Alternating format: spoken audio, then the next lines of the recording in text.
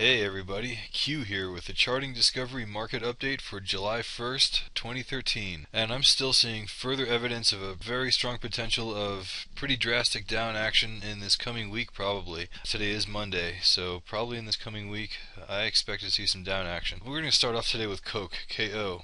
And you can see the action here, how we're playing around. Look at today's bar. Look at all these red bars, and look at today's bar.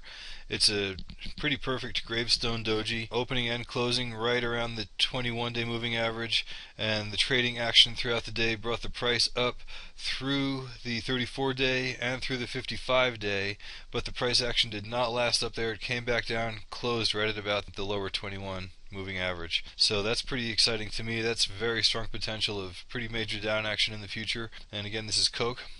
And so my friend emailed me today an article about Citibank being caught up in the China cash crunch.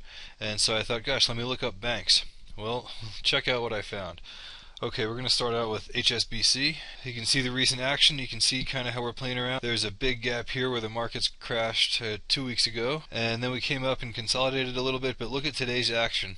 It's the same thing that we saw, except it interacts a little bit differently with these moving averages. We opened near the lows of the day. Throughout the day, the price action came up and actually barely touched the long-term 144-day moving average and the short-term 21-day moving average, and it barely touched those, and then it came back down, and the price action actually closed below the open today.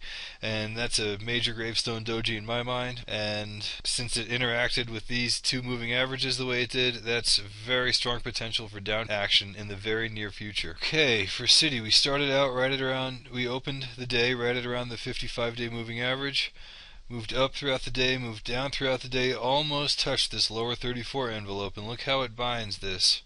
Back here is an example, back here is an example. Right here we went through it and we actually touched the 144-day moving average.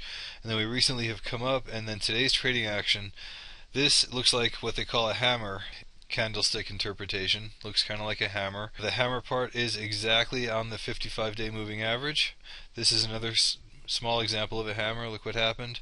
And throughout the day we also did trade above the 21 and the 34-day moving average, and actually came back down it and closed below the opening of the day and below the 55-day moving average.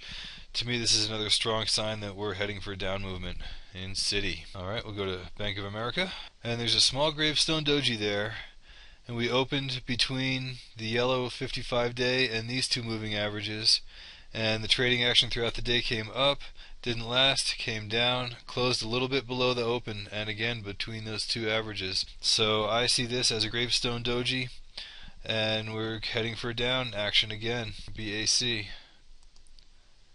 Morgan Stanley. Look familiar? Except this one actually has more red bars, much higher percentage of red to green. And we've actually just come through the 34 and the 21. Look at this final bar. Trading action from today, Tuesday. Same story. We opened right above the 55. Trading action throughout the day came up above the 34 and just barely touched the 21, and then boom, bounced down and came off it. Could not go through that 21. And we did close above the 55, but it was also below where we opened. So to me, there's a gravestone doji right there interacting with the moving averages very meaningfully, and I see a strong potential for down movement this week. And again, this is Morgan Stanley. And what discussion about banks would be complete without the great Goldman Sachs? Well, you can see the downtrend that began here, bounced a little bit off the lower 34, could not trade above this 55-day moving average. Look at all these red bars, two tiny little green ones, and a lot of downward action here.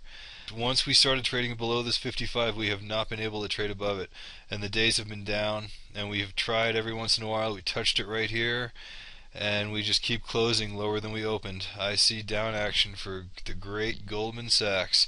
Look for hesitation at the 148.58, and then look for hesitation at 145.52 before we see what happens next. Alright, I'm going to keep this one short and end it right here. Just want to say thanks a lot for your time. Hope you're getting amazing value out of this, and probably sell banks short, but if you're long banks, I would probably get out right about now. Who knows where the bottom's going to be on this one. I see some downward action, strong potential for downward action in the future. Alright, well, trade prudently, and I will see you next time.